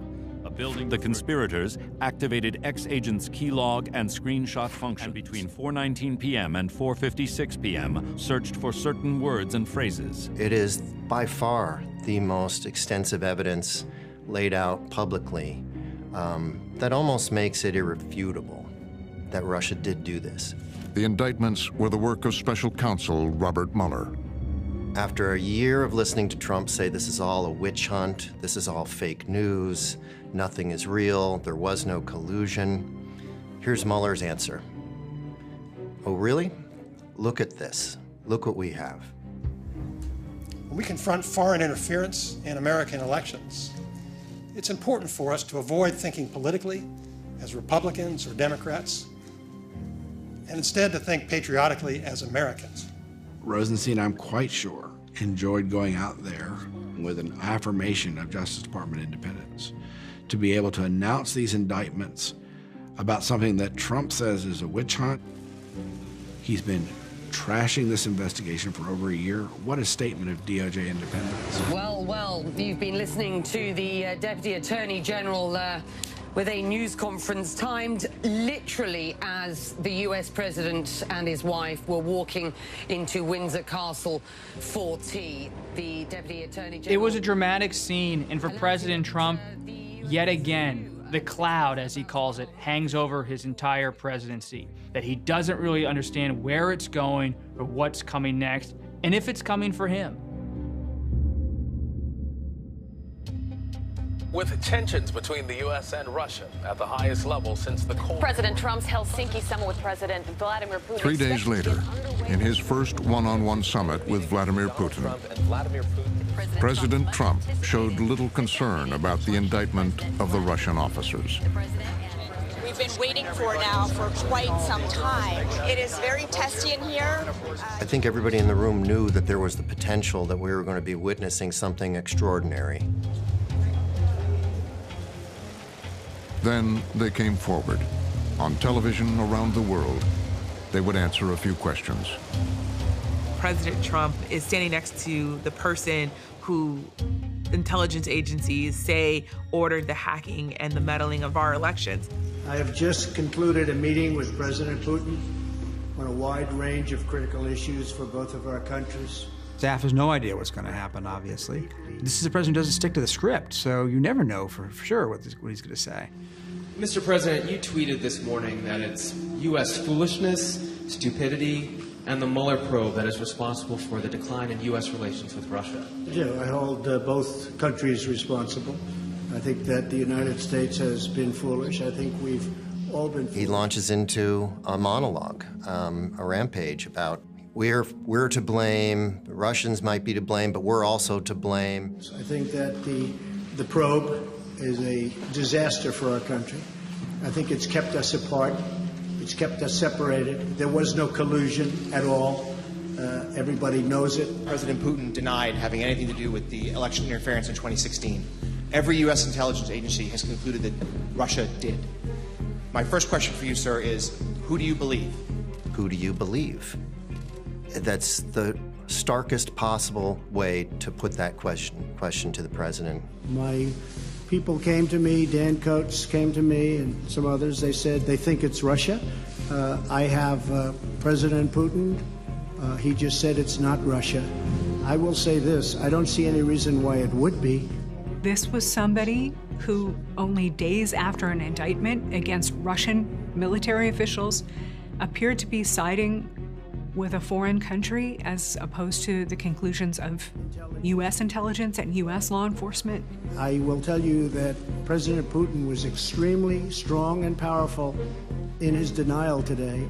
But if you listen to his words, he's saying, well, my intelligence chief, Dan Coates, comes to me and says this, but Putin has told me very strongly that he didn't do it. When Trump uses the words very strongly, he's using an adjective to him that means almost more than anything. Just before the president left the stage, he had one final statement to make. And I have to say, if anybody watched Peter Strzok testify over the last couple of days, and I was in Brussels watching it, it was a disgrace to the FBI, it was a disgrace to our country, and you would say that was a total witch hunt. Thank you very much, everybody. Thank you. The President of the United States cannot let go that someone is challenging his legitimacy. Disgraceful play by the President. Extraordinary moment in American history, something I thought I would never see. There was an immediate sense that that had gone about as bad as it possibly could, that all of their efforts to corral him, prepare him for this moment, had failed to protect the administration, to protect the president from his own worst impulses. The ripples of the event that just took place. As the president boarded Air Force One to return to Washington, the fallout was growing. A stunning rebuke to his own U.S. Republican strategists texted me immediately, calling it a disaster, They worried that the Russia issue could now come roaring back just months ahead of the midterm elections. The negative tweets were immediate and overwhelming. Former CIA Director John Brennan called it treasonous. Republican Senators John McCain, Jeff Flake, and Bob Corker, and dozens of other congressional Republicans were strongly critical. It appears Mueller has convinced yet another witness The to Russia investigation heating up on several fronts. Trump tried to walk back some of his remarks, but as the summer came to a close, the ultimate showdown was looming. Conspiracy theory, deep state, the things that you've heard. Mueller was closing in on the president's inner circle. Paul Manafort, guilty, and agreed to cooperate with Paul Mueller. Manafort, convicted in federal court on financial... We got the guilty verdict in the Paul Manafort case. Michael Cohen, guilty, and in open court implicated the president. Former lawyer implicating him in campaign finance violations. Michael Cohen. And reports that White House counsel Don McGahn, an eyewitness to the events in the West Wing, voluntarily talked to Mueller's team for 30 hours. Just learned White House counsel Don McGahn had been talking to the Mueller Mueller team. is deliberately taking a low profile, talking to different people, building different parts of the investigation, because he knows he will have a narrow window to make his case to the American people, and it better be ironclad. This is a White House that's under siege. Even inside the White House, the president is increasingly isolated. Explosive new book paints an ugly picture of the president. Senior officials have been quoted questioning his grip on reality. He's an idiot. It's pointless to try to convince him of anything. He's gone off the rails. We're in crazy town. In the New York Times, an anonymous op-ed op-ed headlined, "I am a part of the resistance." claims his staff worry about his judgment and work to thwart his whims. His impulsiveness results in half-baked, ill-informed, and occasionally reckless decisions that have to be walked back. And reports that Rod Rosenstein, in the days after Comey's firing, Rosenstein talked about possibly raised the question of having the president removed from office. 25th Amendment to the U.S. Constitution. Rosenstein has disputed and denied that report. Rosenstein's future is in jeopardy. Rod Rosenstein's future up in the air, and now there are these reports today that he might be about to be fired. Now, Trump is rallying his base ahead of the midterm elections. We know he's very effective on the campaign trail. Once again, on the attack. The obstructionists, the Democrats are obstructionists. We must elect more Republicans so we can get the votes that we need. You're voting for which party controls Congress. Very important thing. His presidency at stake. Maxine Waters, we will impeach him. We will impeach him. But I say, how do you impeach somebody that hasn't done anything wrong? If Democrats take control of the House, they are going to be a subpoena-generating machine aimed at every federal agency and specific Trump appointees and the White House itself. And this White House is going to find itself playing permanent defense for the rest of the Trump presidency. The stakes could be as large as whether Mueller can continue. This president may feel empowered to move finally, as we know he wants to do, to either fire Bob Mueller, or fire Jeff Sessions, or fire Rod Rosenstein, or find some way to shut this investigation down. Mueller is not going to remove the President of the United States from office. He doesn't have that power, and I'm sure he doesn't have that ambition. The way that the President can be removed, if that's the goal, is through impeachment and conviction by the Senate or through elections. And both of those involve heavy doses of the involvement of the American people, either through their representatives in Congress or through elections. And that's why, at the end of the day, it's the American people who are going to decide Trump's fate. And that's why so much is at stake in the 2018 and especially the 2020 elections.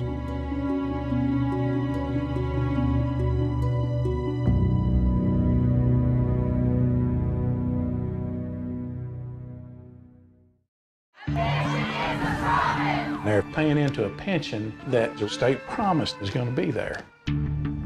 They have effectively raided pension funds.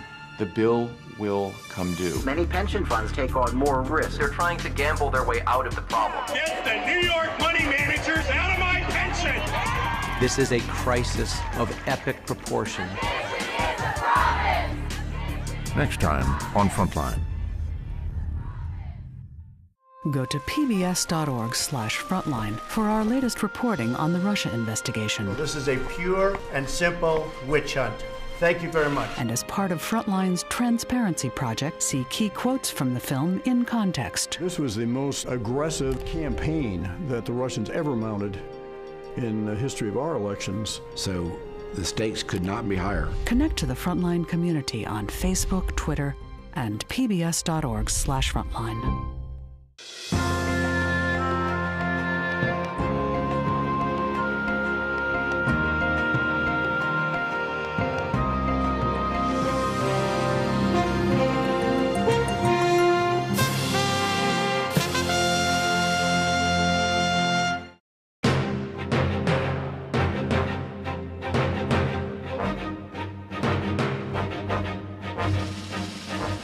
For more on this and other Frontline programs, visit our website at pbs.org/frontline.